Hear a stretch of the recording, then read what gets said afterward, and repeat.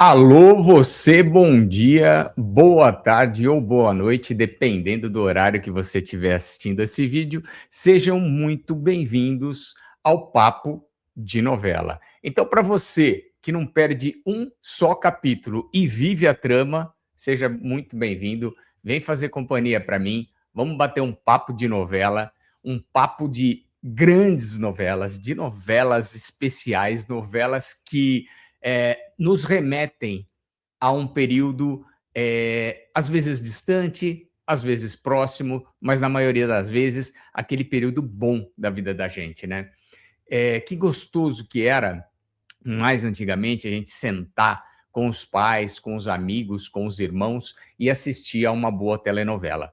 Hoje em dia deu aquela pulverizada, um assiste no quarto, um assiste na sala, o outro pega e assiste pelo celular, mas de qualquer maneira, todo mundo ainda está ligado na telenovela, porque a telenovela ainda é o produto em primeiro lugar de, digamos assim, de audiência e de preferência do público brasileiro. Deixa eu desligar aqui o meu celular para ele não tocar durante a live e não atrapalhar o nosso papo aqui. Bom, pessoal, vamos começar então a segunda parte do vídeo sobre a dramaturgia da Rede Manchete.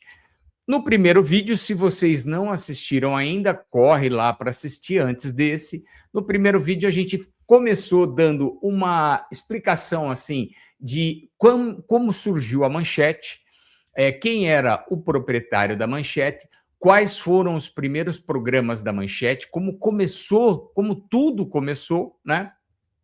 E entramos nas primeiras minisséries que a Manchete exibiu no período de 83, 84, 85, mais ou menos nessa época. Então falamos das minisséries, Marquês de Santos, Tudo em Cima, Santa Marta Fabril. Foi um vídeo muito legal, deu bastante visualização, mas merece mais. Ou seja, corre lá, assiste. Se você não assistiu, vai assistir o vídeo, dá like. Aliás, dá like nesse aqui também. Porque como o Gildean falou ontem no programa deles, a gente aqui não ganha nada, a gente não pede nada para vocês. A única coisa que a gente pede é o like, porque o like faz com que esse vídeo chegue a mais pessoas. Os dois canais que são transmitidos, tanto o canal do Vanucci quanto o Rede Marco, crescem e tem mais inscritos, ganha mais relevância, e quem ganha com isso é você que está aí do outro lado, porque a gente, tanto no canal do Vanucci quanto eu aqui na Rede Marco, a gente procura levar para vocês um entretenimento de qualidade, com informação, com bastante coisa boa, com muita pesquisa também. Por exemplo, esse vídeo aqui que a gente vai fazer sobre a vida, a Rede Manchete e as novelas da Rede Manchete, deu um trabalho danado, cara. Até porque a dramaturgia da Manchete, que, por um lado, se for comparar com o SBT, com a Band, com a própria Record e a Globo, foi uma dramaturgia breve, digamos assim. Começou lá para os idos de 1983 e durou até 1999. O que diferencia a Rede Manchete, talvez de todas as outras, com exceção da Globo, porque a Globo ainda é quem faz a melhor dramaturgia, isso eu não tenho dúvida nenhuma, mas o que diferencia a dramaturgia da Manchete é justamente a qualidade. A Manchete sempre se esmerou na sua teledramaturgia, não só apenas no quesito autor, elenco, mas como tinha todo um amparo técnico, um amparo de iluminação, a roupa que os atores usavam, o vestuário das novelas, enfim, tudo que envolvia a teledramaturgia da Manchete tinha qualidade. É raro você ver uma novela da Rede Manchete que tivesse assim digamos assim, um padrão que não fosse elevado, um padrão mais simplista, como a gente vê, por exemplo, em muitas produções do SBT, vê em algumas produções da Record, né, que oscilam na qualidade. A Rede Manchete, quando fazia novela de época, se esmerava ao máximo em trazer toda aquela ambientação do tempo que ela está retratando para o presente. Deixa eu ver aqui, está escrito alguma coisa aqui. Não, acho que está tudo ok. Então, trazia toda a ambientação de época para, no caso, a telenovela. Vestimentas, a postura dos atores, enfim, tudo era muito bem trabalhado, como a Rede Globo faz, né? Você não vê, raramente você vê um produto da Rede Globo, você pega uma novela antiga, bem antiga, como Helena, que foi preto e branco, ou Dona Xepa, que é uma novela do final dos anos 70 e que também era uma novela antiga da Globo, e você vê qualidade ali, né? Mesmo nos anos 70. Nos anos 80 foi a época de crescimento da Rede Globo e que, digamos assim, explodiu nos anos 90, que foi a época de ouro da Rede Globo, né? Com novelas como O Rei do Gado, Renascer, O Clone, toda essa época aí de 90, dos anos 90, comecinho dos anos 2000. E a Manchete seguia mais ou menos a mesma preocupação, ou seja, seguia a cartilha da Globo, de ter qualidade, dramaturgia de qualidade. E é isso que a gente vai ver hoje, falando das novelas da Manchete. Bom, vamos lá? Vamos começar? A gente vamos pôr ao palco aqui a primeira telenovela que teve da Rede Manchete, que foi a telenovela Antônio Maria. Antônio Maria foi uma novela da Manchete, exibida às 18h30, do dia 1º de junho de 1985 até 23 de novembro de 1985. Ou seja, a gente já está iniciando a segunda metade dos anos 80. Foi a primeira novela da Manchete, como a gente falou no vídeo anterior, o Roberto Marinho, da Globo, tinha um acordo de cavalheiros com o Adolph Bloch da Manchete, e segundo esse acordo de cavalheiros, a Globo, a Manchete não faria novelas. Minissérie, até assim, o Roberto Marinho deu aquela engolida, mas novelas não seriam veiculadas pela Manchete. A Manchete não era para fazer novela, pelo acordo dos dois. O Roberto Marinho daria todo o amparo ali para o início da emissora, que precisasse, mas ao mesmo tempo pediu, não façam novelas. Mas é o que a gente comentou no vídeo anterior, novela é o hábito, não só o hábito do brasileiro, o brasileiro gosta de novela, mas ele cria a habitualidade. Que é a habitualidade? Você procurar aquela emissora naquele horário para assistir aquele produto todos os dias, basicamente de segunda a sexta-feira.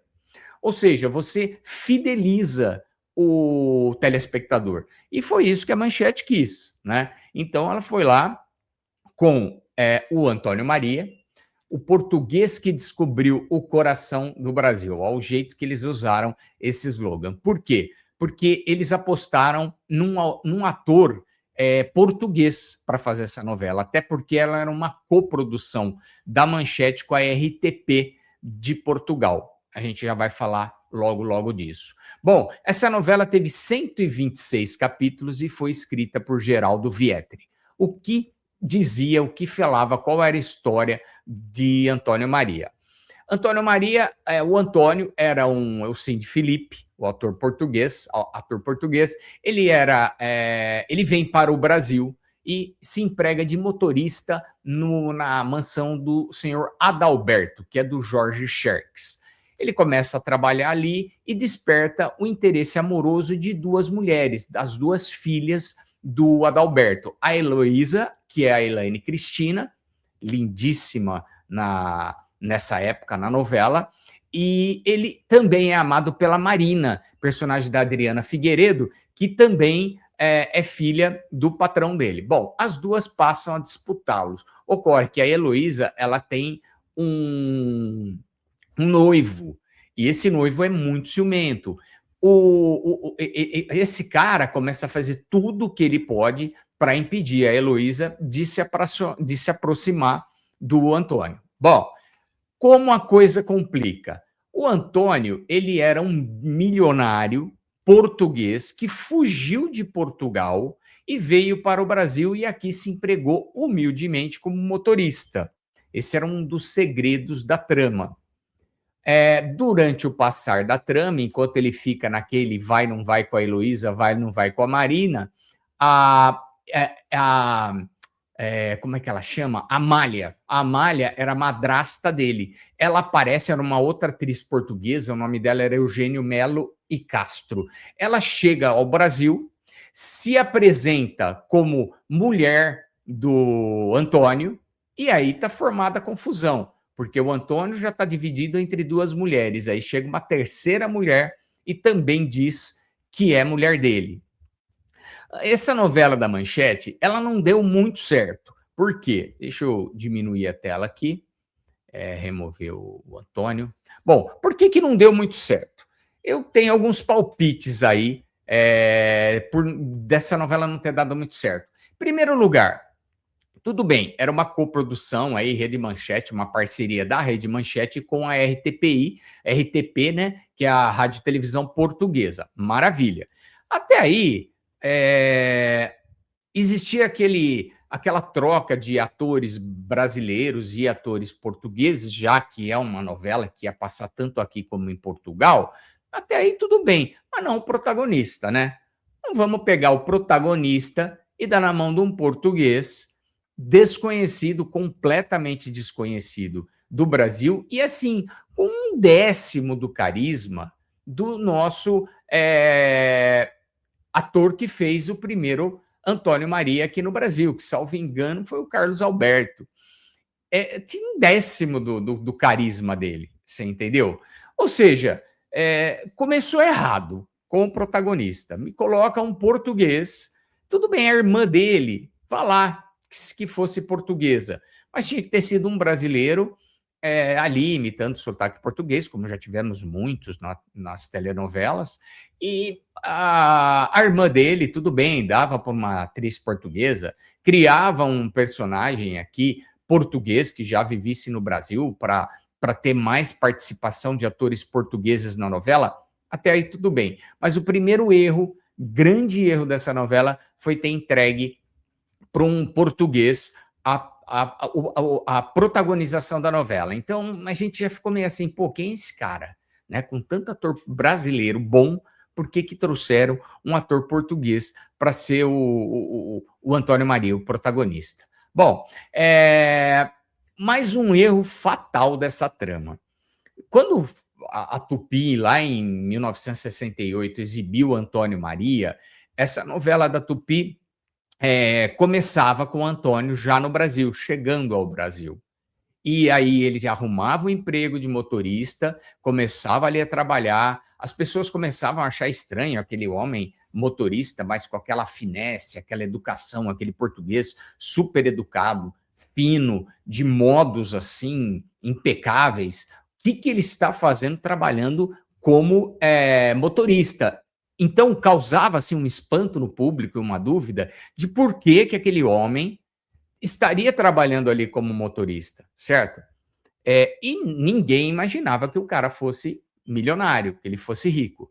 Nessa novela da Manchete, já começou, ela começa lá em Portugal, com o Cid Felipe, o Antônio, trabalhando e mostrando toda a riqueza dele. Ou seja, toda aquela coisa do porquê ele está, ou porquê até se manteve, porque ele está no Brasil. Mas quem é esse português já acabou ali. A gente já sabia que era um português rico que estava vindo para o Brasil por algum motivo. Ou seja, perdeu um charme da história, que era o público descobrir que, na realidade, ele era rico. Né? Ele era rico, ele era milionário. E quais eram os motivos que levaram ele a ter essa desavença com a Amália, que era a sogra dele, né? Ou seja, o Cid Felipe está aí, ele veio com esse cavanhaque também, que era uma coisa que não era muito usada no Brasil, mas foi a primeira novela da Manchete, como experiência valeu, mas não deu a audiência que a Manchete esperava. ela oscilou entre 1 ponto e meio, picos de 2, ou seja, baixíssimo para o investimento da Manchete, né?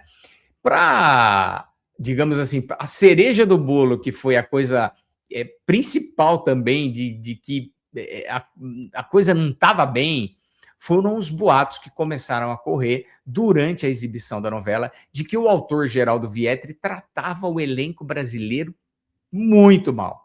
Ele era assim um verdadeiro cavalão com o elenco brasileiro. Quando ele se encontrava com as pessoas, ele não tratava bem, ele fazia reclamações acerca da interpretação do personagem.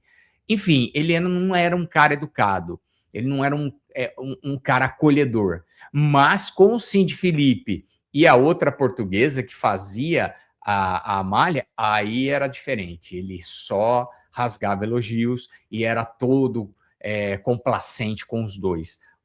Enfim, criou-se um clima dentro da própria telenovela que causou muita má vontade ali, muita a falta de respeito do Geraldo Vietri com os atores brasileiros e a deferência dele com os atores portugueses causou um mal-estar ali nos bastidores da novela que acabaram por contaminá-la, né?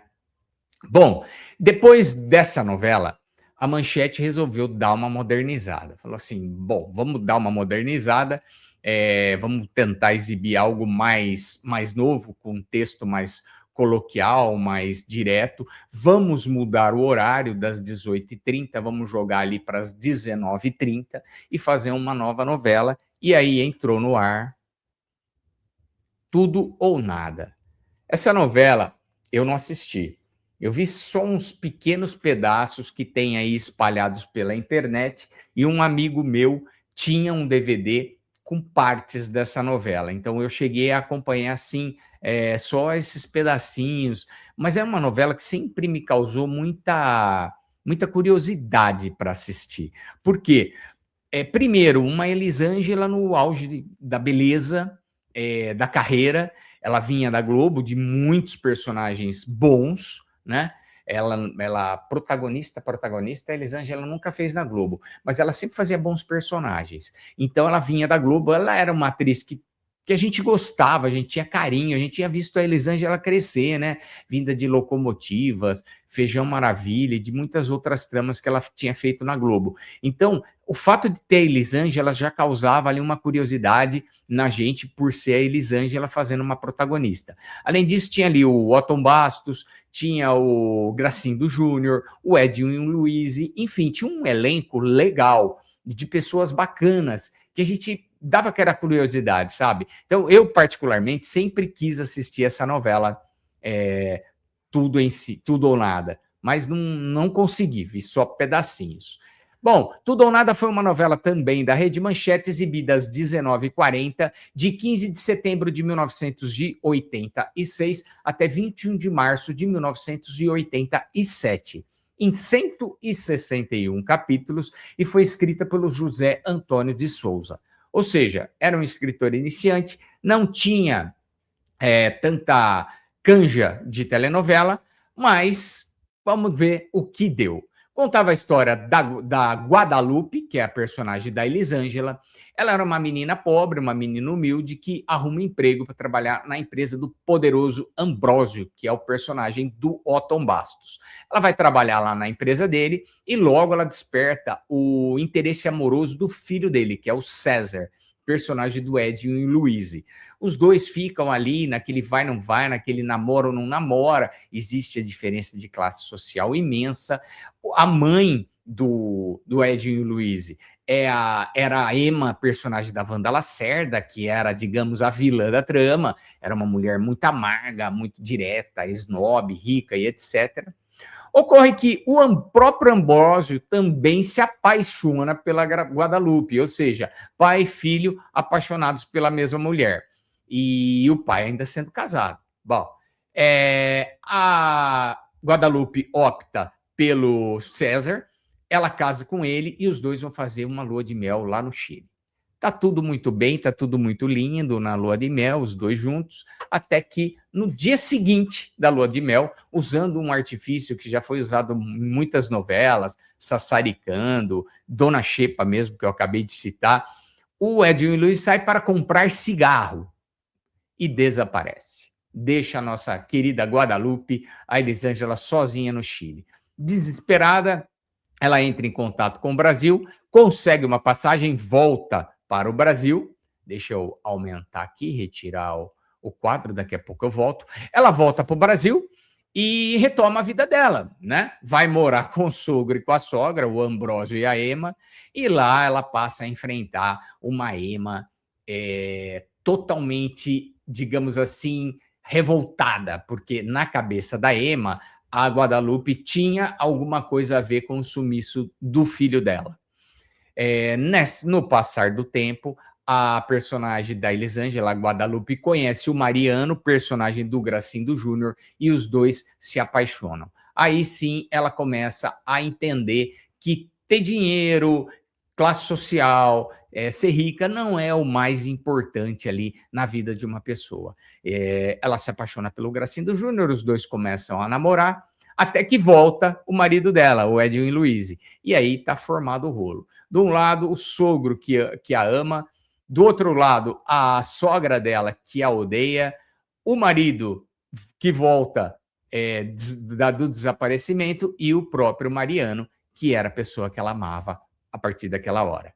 Ou seja, uma novelinha bem legal, né? Bem contadinha, uma história simples, mas ao mesmo tempo cativante. Bom, foi o segundo horário da Manchete, né? Às 19h40.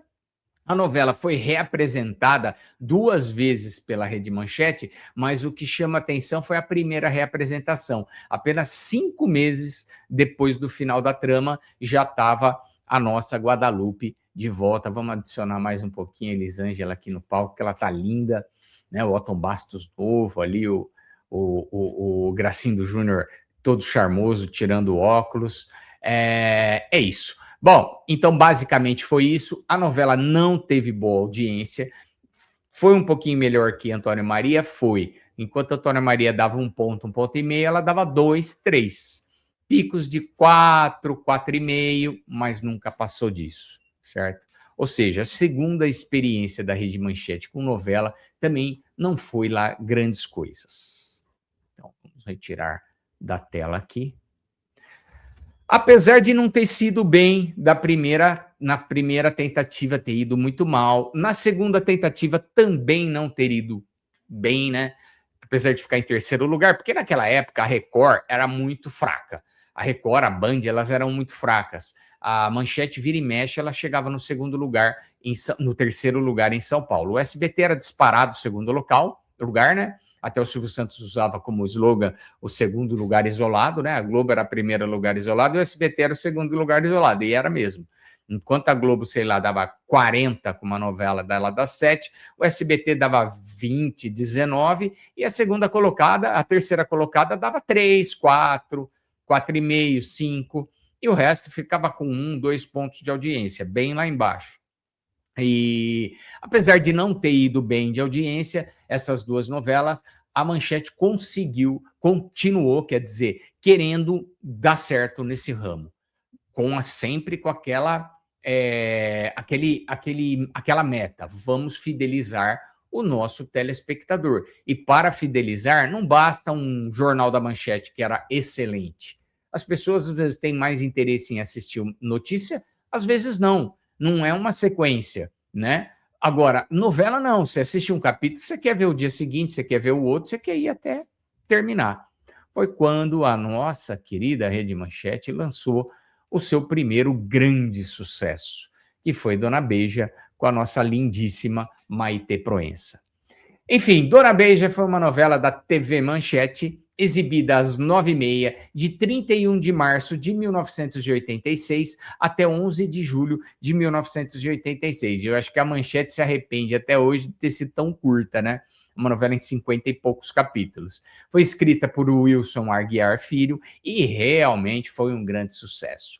Claro que foi muito mais sucesso no Rio de Janeiro do que em São Paulo. São Paulo teve um pouco menos de audiência, um pouco não, teve bastante menos audiência, porque no Rio foi uma explosão. Mas foi a primeira vez que a Manchete furou a bolha, entendeu? Que ela saiu do ostracismo em São Paulo com teledramaturgia, com dramaturgia, e passou a chamar atenção, a ponto da Globo ficar meio ressabiada. Foi nessa época de Dona Beija que houve um entreveiro ali, nada, eles não brigavam na frente do público, né? E a gente ficava sabendo só através de jornal, de revista. Mas foi nessa época que teve ali digamos, um clima muito pesado entre o Adolphe Bloch e o Roberto Marinho, por causa do sucesso da Dona Beija, né? Dona Beija, com I, diferente da HBO, que tirou o I e usou o nome real, né? O nome real não, né? O nome dela era Ana Jacinta, mas era Dona Beija, o apelido dela era Beija, não tinha I. Mas, segundo Erval Rossano, era mais sonoro, né? Dona Beija. Então, eles preferiram usar esse I para ficar mais bonito e tal. E eu acho que ficou legal. Estou vendo ali na tela, Dona Beija, Maitê Proença ali, segunda a sábado, às 21h30 na Rede Manchete, e realmente foi um grande sucesso. Em 1982, tem uma curiosidade. E lá para 1982, a Globo queria fazer uma minissérie, só que ia ser uma minissérie em 20 capítulos, sobre a Dona Beija. Ela entregou o projeto para o Aguinaldo Silva e para Alcione Araújo. O Aguinaldo estava ali no comecinho, ele tinha escrito Lampião e Maria Bonita, nessa época, e episódios do plantão de polícia. Aí entregaram para ele, escreve a história da Ana Jacinta aí, da Dona Beija, que vai ser bom, vai ser sucesso, vai ser minissérie. O Aguinaldo começou a escrever, mas aí não sei o que houve, a Globo engavetou o projeto. Não foi para frente esse projeto da minissérie Dona Beija. E, curiosamente, quem ia fazer a Dona Beija na Globo era a Maitê Proença. Maitê Proença ia ser a protagonista da Dona Beija na Globo e acabou sendo a protagonista da Dona Beija na Manchete. Enfim, essa é uma curiosidade, uma coisa legal, né? A gente vê que a Globo, ela perdeu duas grandes oportunidades que a gente se lembra na vida, que eu estou me lembrando agora. Primeira grande oportunidade foi Dona Beija, podia ter feito uma minissérie e ter quebrado, digamos assim, o ânimo, as pernas da Manchete e fazer uma novela futuramente. Então, pelo menos tão perto, né? Coisa de 3 anos depois. Uma outra coisa que a Globo perdeu foi o Pantanal, de Benedito Rui Barbosa, né? Ela não quis fazer o Pantanal, achou muito dispendiosa, muito cara, e a Manchete acabou fazendo. Ou seja, a Manchete era um celeiro de novidades, de coisas diferenciadas, né? Vamos lá. Aí o Erval Rossano tinha acabado de fazer A Gata Comeu, estava lá no auge da popularidade dele como diretor. Ele saiu da Globo e foi para a Manchete. Na Manchete ele levou uma pá de gente, né? Nina de Pádua, levou Marilu Bueno, Gracindo Júnior, enfim, levou uma turma grande, Maiara Magre, foi tudo com ele para a Manchete. Bia Seidel, foram tudo lá para fazer Dona Beija. Aí começou-se a procurar quem seria a Dona Beija, né? Eu lembro na época, teve tipo assim, vamos fazer um concurso de Dona Beija, como foi feito em O Vento Levou, e nos anos 30, para eleger quem seria a Scarlett O'Hara do filme O Vento Levou, que na realidade dizia-se que era um concurso, que iria pegar pessoas, que poderia ser pessoas desconhecidas e tudo mais, mas na realidade nunca foi isso, né? Sempre foram testadas atrizes. Isso eu estou falando do Vento Levou. Para a novela da Manchete, foi veiculada a mesma coisa. Vamos fazer um concurso, atrizes novas, pessoas desconhecidas e atrizes conhecidas, vamos levar quem será a Dona Beija da Rede Manchete. Então, não que foram testadas, não tem comprovação de que foram testadas, mas foram sondadas. Cristiane Torlone, Sônia Braga, Vera Fischer, a Bruna Lombardi, que tinha feito personagens legais ali na Globo, inclusive quando estreia Dona Beija, bate de frente ali com Memória de um Gigolô, da Bruna Lombardi. A Glória Pires foi chamada, nada a ver, né? Ela era uma menina nos anos 80, nem teria sentido a Glória Pires de Dona Beija. E até a Xuxa Meneghel, foi chamada se ela não queria fazer um teste para ser Dona Beija. Mas, graças a Deus, eles esperaram a Maitê Proença terminar Um Sonho a Mais, que era a novela que ela estava fazendo ali, e esperaram para Maitê ser a Dona Beija. E foi a melhor coisa, né? Porque até antes, a Maitê tinha feito bons personagens, né? Jogo da Vida, ela tinha feito a Carla, ela tinha sido uma vilã. A própria Um Sonho a Mais era uma personagem de destaque. Maria, ela foi uma das protagonistas, mas é uma novela horrorosa.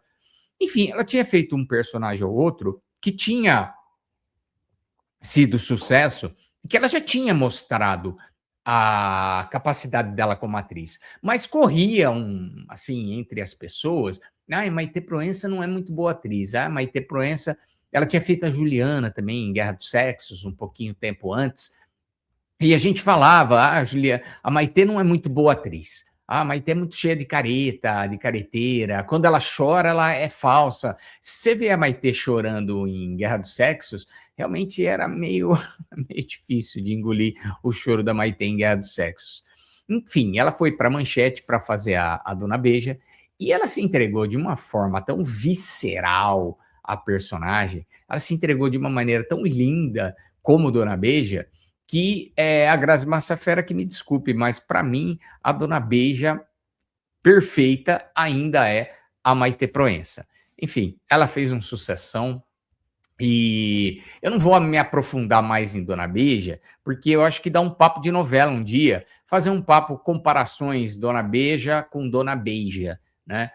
Manchete versus HBO. Então, eu vou ficar por aqui, não vou ficar aprofundando tanto a trama da Dona Beija, que a maioria já sabe, né? A Ana Jacinta, ela é esposa, ela é prometida do Antônio, é apaixonada por ele, o Antônio sai para entregar uma boiada, nesse meio tempo uma grande autoridade de Portugal chega, se apaixona por ela, assassina o avô dela, rapta a Ana, ele leva ela junto com ele lá para uma outra cidade vizinha, os dois começam a ter uma vida juntos, mas a Ana não tem relações sexuais com essa autoridade, que era o Carlos Alberto, e ele espera pacientemente, o Antônio volta, aí ele vai atrás dela, vê que ela foi embora com o conselheiro, ele vai atrás, e ele a vê num tipo de um palanque, assim, um coreto, dando tchau para as pessoas, ele acha que ela está feliz, fica com raiva, volta para lá e casa com a Aninha, que era o personagem da Bia Seidel.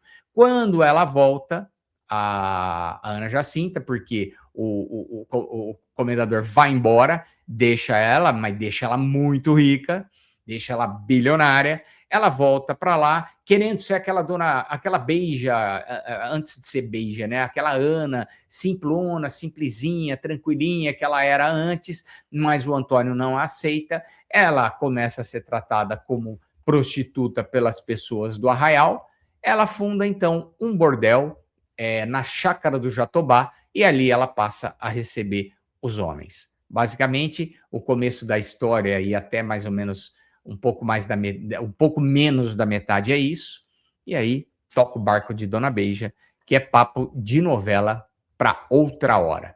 Bom, foi o maior sucesso da Rede Manchete. Em São Paulo, ela ficava com médias entre 6 e 7 e tinha picos de 10, 12 pontos, tirando a vice-liderança do SBT em São Paulo. No Rio de Janeiro, ela tirava a liderança da Globo em alguns momentos. Nunca um capítulo completo, mas em alguns momentos ela chegava a bater a Globo ali, 29 a 28, 32 a 30, e batia ali nos picos.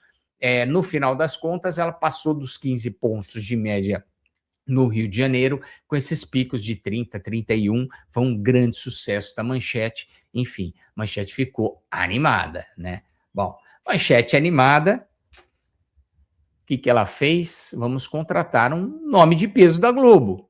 E era um cara que já tinha escrito grandes sucessos na Globo, né? Vamos lá, Maria Maria, A Sucessora, Baila Comigo, Sol de Verão. Mas esse autor, ele estava muito desagradado, muito triste, muito chateado, porque um grande amigo dele, Jardel Filho, havia falecido durante a novela Sol de Verão, que ele estava escrevendo. Ele falou para a Globo: não escrevo mais novela, não quero mais escrever, estou cansado, para mim foi a gota d'água o que aconteceu. Graças a Deus ele mudou de ideia depois, né? Ele não teve uma acolhida da Globo, né? A Globo, não, você tem que escrever novela. E ele falou: então, quando terminar o meu contrato, eu vou embora. Terminou o contrato, a Globo não renovou com ele, ele foi para a Manchete. Estou falando de Manuel Carlos, né? Vamos lá, adicionar ao palco. E o Manuel Carlos, o nosso querido Maneco, foi para a Rede Manchete escrever minisséries, como a gente já falou no episódio anterior. Escreveu ali umas 2 minisséries e não queria escrever novela, até que a Manchete o convenceu. Não, o grande futuro da novela não são mais novelas de 150, 200 capítulos, são novelas curtas, de 50, de 60 capítulos. Você acha que você gostaria de entrar nesse novo formato de novelas mais curtas? Levou o nosso querido Maneco no bico, né? O pessoal da Rede Manchete. Ele concordou, falou: beleza, vou escrever a novela, uma novela para vocês, para a emissora, mas ela vai ser curta. Então, foi o que aconteceu. Teve só 59 capítulos. Novo Amor foi uma telenovela da Rede Manchete, exibida às 21h30, mudando completamente o cenário, né, de Dona Beija para Novo Amor, exibida de 14 de julho de 1986 até 20 de setembro do mesmo ano, escrita pelo nosso querido Manuel Carlos. O que falava Novo Amor. Bom, vamos lá.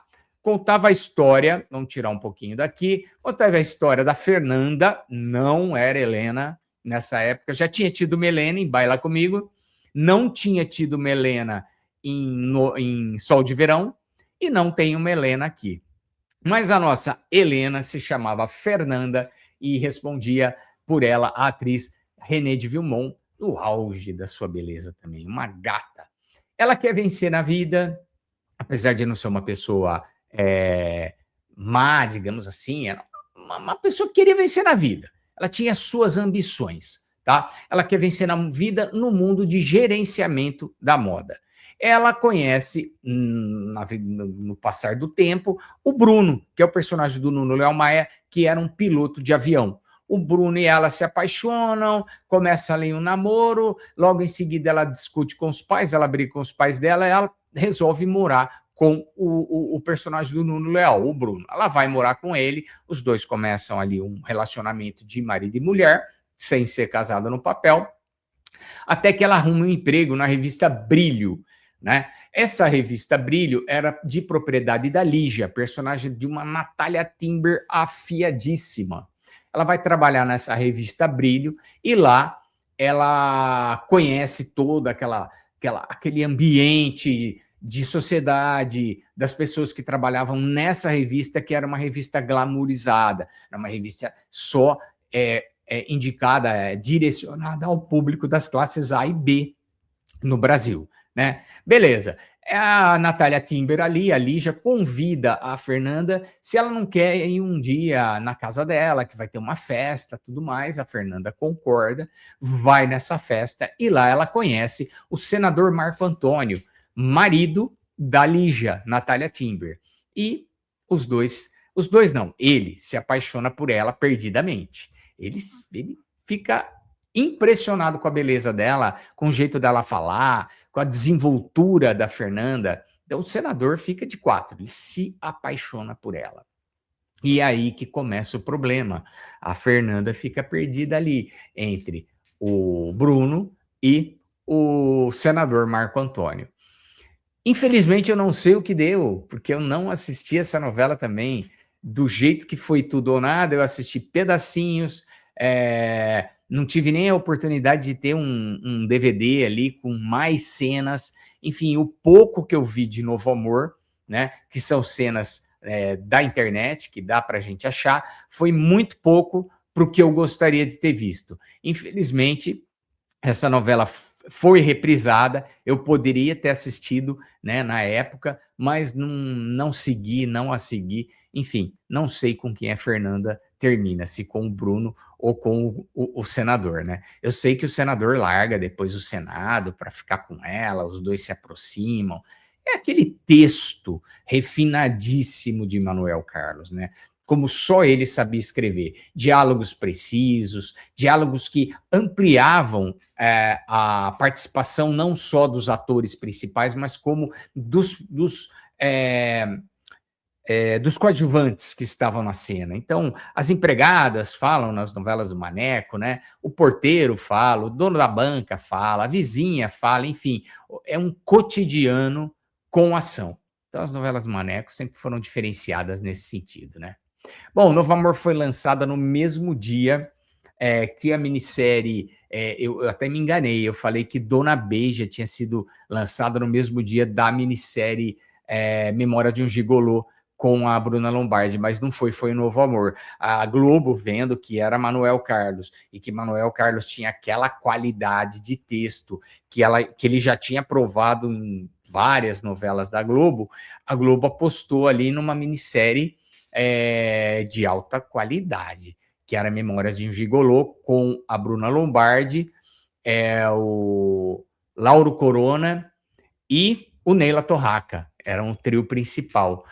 A Bruna Lombardi era prostituta, o Lauro Corona era sobrinho de um padre e o Neila Torraca era o cafetão da Bruna Lombardi, da personagem dela. Essa minissérie é muito legal. Espero que um dia entre no Globoplay. Acredito que vai entrar. E bateu de frente ali, infelizmente, para a Manchete, né? Felizmente para o público, né, que tinha opções de qualidade para assistir tanto na Manchete quanto na Globo. Mas perdeu feio, né? Memória de Gigolô passava dos 25, 28, 30 pontos, enquanto Novo Amor se mantinha na casa dos 4, 5, 7 pontos. Não passou disso em São Paulo. Ainda assim, tinha força de segundo lugar em vários momentos de pico, não mais como Dona Beija, que liderava, mas tinha momentos de pico ali em São Paulo, mas no Rio de Janeiro foi vice-líder de fora a fora, incomodando a Globo. Incomodando a Globo. Porque a Manchete, quando a Globo terminava a novela, a Manchete às vezes não começava de cara Novo Amor, ela ainda estendia um pouquinho o Jornal da Manchete, justamente para quê? Para o Jornal da Manchete, quando acabasse Memória de um Gigolô, ainda tá passando Novo Amor. Era nessa hora que muita gente mudava de canal, e eram os picos de Novo Amor, quando terminava Memórias de um Gigolô da Globo. E era uma batalha sensacional, né? Você imagina, Bruna Lombardi de um lado, René de Vilmon do outro, Manuel Carlos de um lado, esqueci o autor de Memórias de um Gigolô, me fugiu agora da cabeça, mas era um grande autor, esses grandes, tipo Geraldo Vietri, tipo Wilson Aguiar Filho, era alguém assim, né? Que era baseado em livro, Memórias de um Gigolô. Enfim, foi uma guerra bonita, que quem viveu, quem esteve vivo e esteve na época viu essa batalha entre Globo e Manchete, Novo Amor. Olha que coisa linda esse cartaz de Novo Amor, né? A gente tem ali a Renê, o Nuno Léo Maia, o Carlos Alberto e a linda e talentosa Natália Timber. Bom, depois que terminou Novo Amor, a Manchete queria manter novelas nesse nível, novelas de cotidiano, novelas que falassem com o público atual. Não quiseram voltar para trás para fazer novela de época, como Dona Beija, até porque eram muito dispendiosas. E as novelas atuais eram muito mais baratas. Também a Manchete aposentou a história das mini-novelas de 50, 60, 70 capítulos. Parou por aí. Não dá certo, vamos fazer novela comprida mesmo. E novela a gente sabe que o custo é diluído durante a produção da novela. Por isso que as novelas são longas. Muita gente me pergunta, Marco, por que a Globo não faz novela de 100 capítulos, de 80 capítulos, como está fazendo como está fazendo a Televisa, né? Televisa, as novelas lá, quando tem muitos capítulos, é 120, 130, 110, mas a maioria está saindo com 80, 70 capítulos. Porque não compensa financeiramente. A novela é um produto muito caro. E para a emissora ter lucro, ela só vai ter lucro com a novela comprida. Por isso que veio Mania de Querer. Vamos lá, colocar aqui na tela.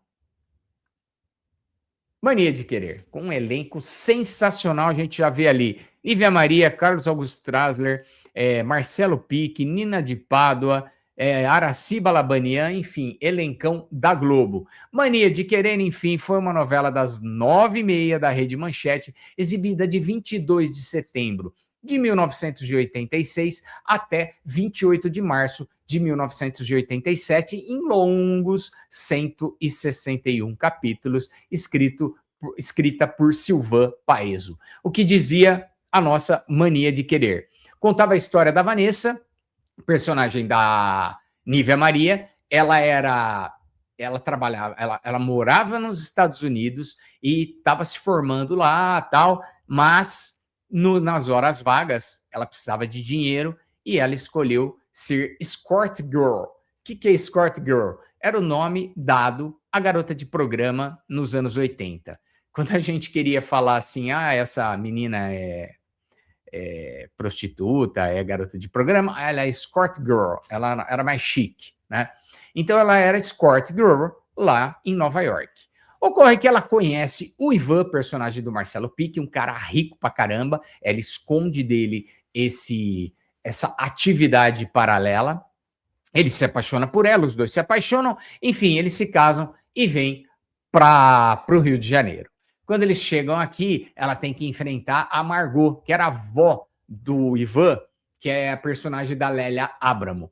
Grande atriz. Ela fez a Mama Vitória em Pão Pão Beijo Beijo na Globo. Foi uma novela de maior destaque. A Mama Vitória, e ela também fez Pai Herói na Globo. Ela era a avó da Elizabeth Savala, também era outro grande personagem da Lélia Abramo. E mais um personagem dela também foi a Bibiana, já mais velha, em O Tempo e o Vento. Enfim, Lélia Abramo era uma senhora atriz. E você imagina uma Nívia Maria novinha ali, pelos seus 30 e poucos anos, enfrentando um furacão, o furacão Margot da Lélia Abramo.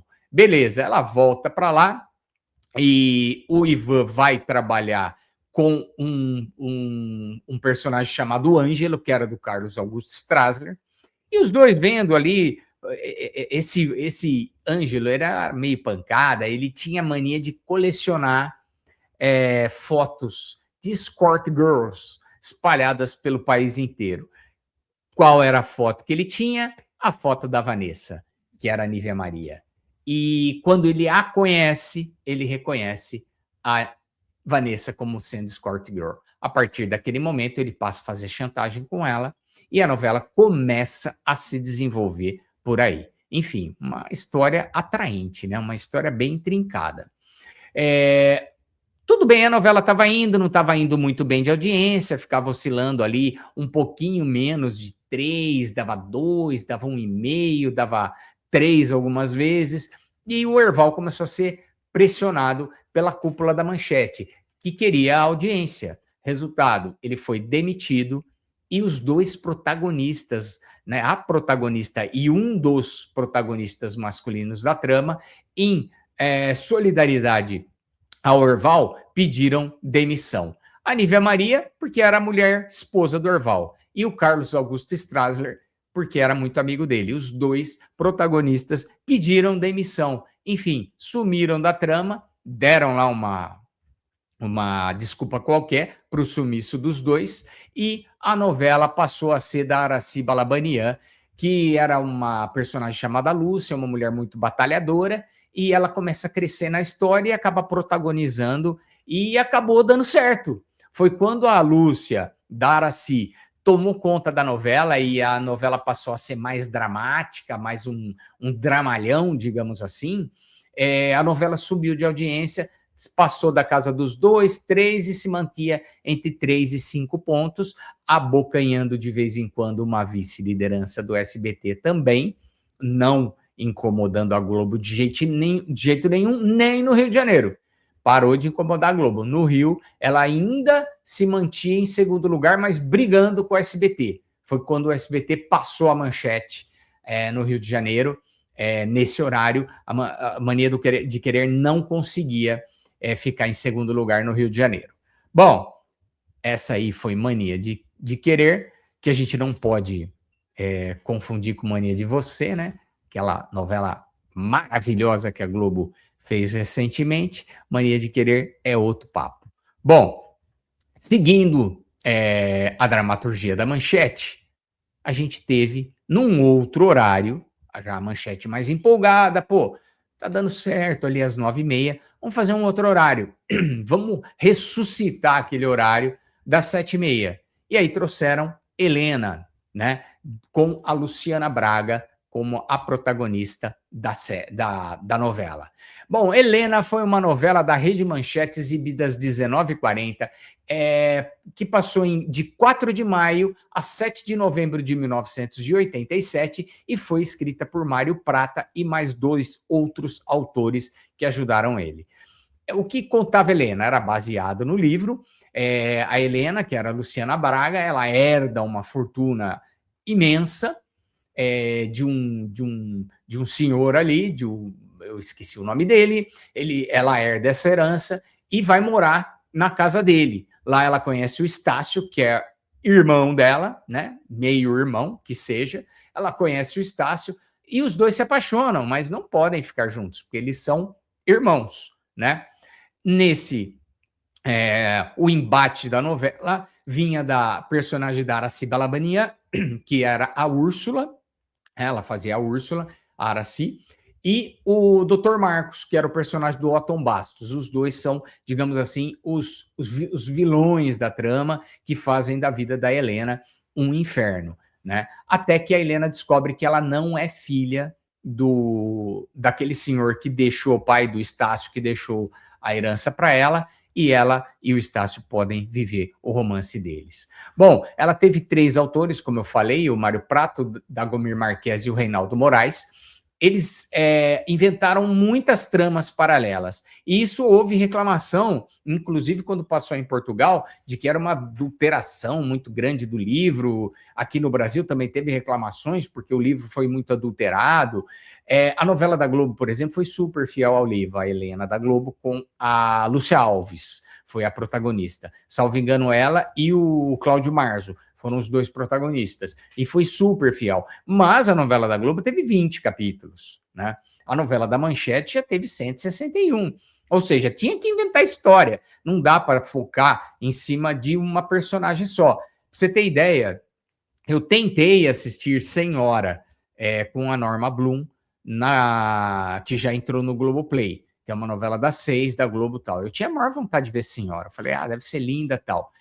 A novela é legal. Nossa, super bem atuada, os atores bonitos, o vestuário bonito, tudo, a ambientação, mas muito lenta. Não sustenta uma novela acho que Senhora teve pouco mais de 50, 70 capítulos, 50, 60 capítulos, mas não sustenta uma novela desse tamanho. Por isso que, na época que escreveram Senhora, foi o Gilberto Braga, ele deveria ter posto outras histórias paralelas também, mas ele não o fez, ele se concentrou no livro. E não foi o caso do Mário Prata aqui com Helena, ele criou histórias da cabeça dele para dar movimentação à trama. Bom, o Thales Panchacon, ele era bonitão, tal, foi o protagonista da novela, junto com a Helena. Ele fez o Estácio, foi o primeiro personagem dele. Ele vinha de um filme que ele havia feito com a Fernanda Torres no cinema, e foi o primeiro personagem dele na televisão. Depois ele foi para a Globo. A Lídia Brondi era para ter sido a Helena, mas ela preferiu esperar começar a gravar Corpo Santo, que foi depois, às 9h30, uma novela mais tarde. Então a Lídia Brondi ia ser a protagonista, mas ela preferiu esperar, e a Manchete esperou ela fazer Corpo Santo. Para vocês terem uma ideia da doideira que era a ditadura militar na época, essa novela, a Manchete queria passar às 7h30, a ditadura militar jogou para depois das 9 da noite, queria que passasse às 9 da noite, porque teria adultério, teria isso, teria aquilo, isso baseado num livro famosíssimo.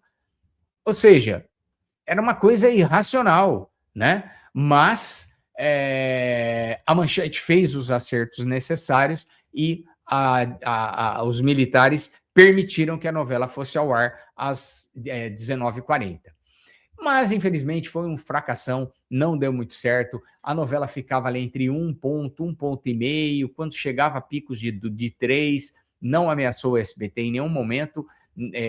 Chegava a perder ali para a Band, que era a terceira colocada na época. A Band vira e mexe ganhava. Ou seja, nem no Rio de Janeiro foi sucesso. E Helena não foi uma boa experiência, que acabou enterrando o horário das 19h30 da Manchete. Acho que não teve nunca mais a novela nesse horário.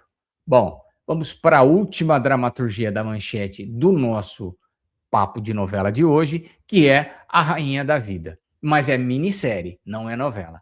Rainha da Vida foi uma minissérie da Rede Manchete exibida às 22h20, do dia 16 de novembro de 1987 até 20 capítulos depois, meados de dezembro de 1987. Foi uma minissérie de Wilson Aguiar Filho, um grande autor que vinha da Globo, e contava a história da Jurema, que a história é a Florinda Bolcan.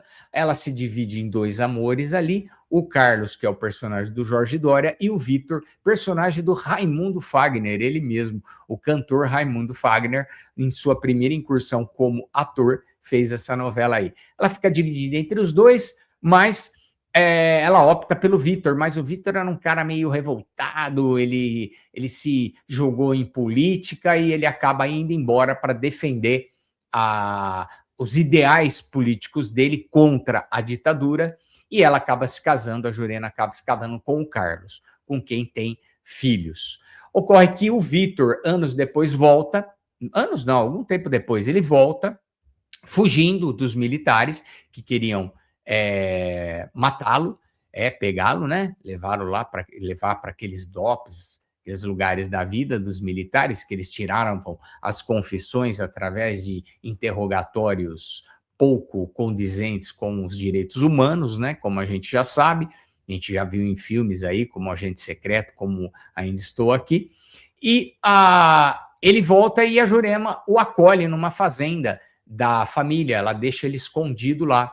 Depois o Carlos fica sabendo que ela escondeu o irmão dele lá, ele fica muito pé da vida, fica revoltado, acaba tirando tudo dela, querendo se separar, e diz que ela nunca mais vai ver o filho.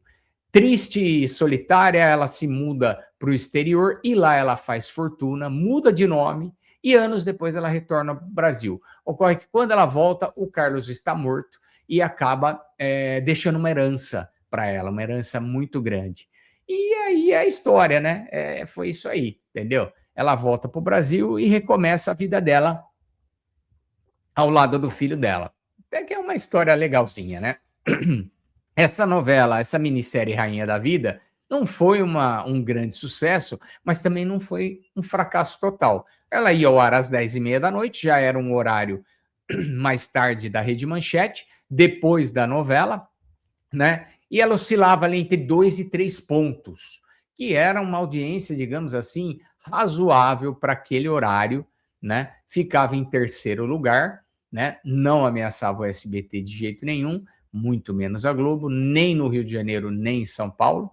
E foi essa a minissérie da Rede Manchete dessa fase.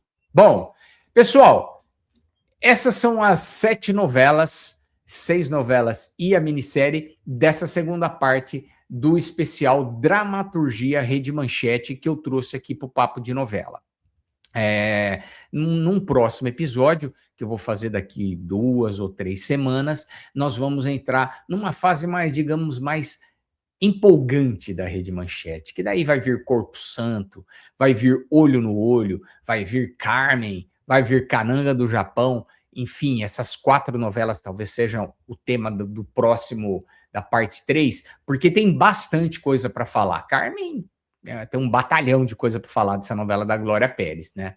Cananga do Japão, Wilson Aguiar Filho, afinadíssimo, com um elenco maravilhoso, com Cristiane Torlone e o Raul Gazola na frente do elenco, então, enfim, um novelão.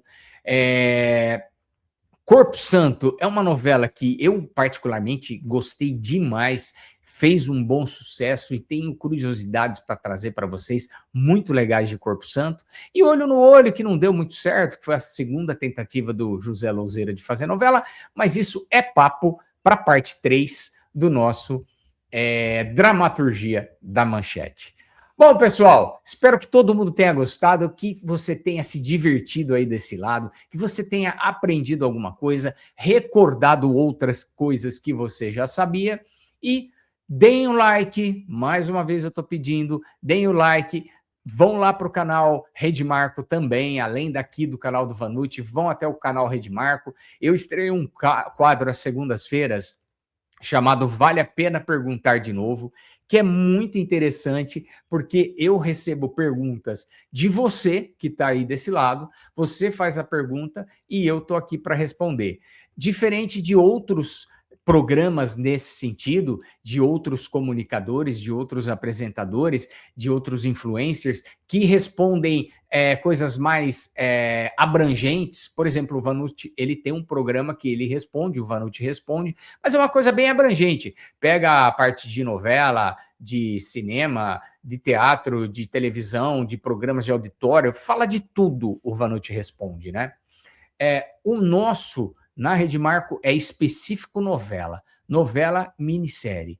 Ou seja, a gente resolve, a gente bate papo naquele momento sobre curiosidades que vocês tenham sobre as novelas e as atuações, a direção, como foi aquela novela, se foi sucesso, se não foi, enfim, tudo que envolve dramaturgia tem no Vale a Pena Perguntar de Novo, toda segunda-feira, no final da tarde, na Rede Marco. Bom, pessoal, era isso por hoje. Um beijo para vocês, fiquem com Deus e até o próximo Papo de Novela, quando a gente vai discutir um outro tema legal para todo mundo. Beijo, até!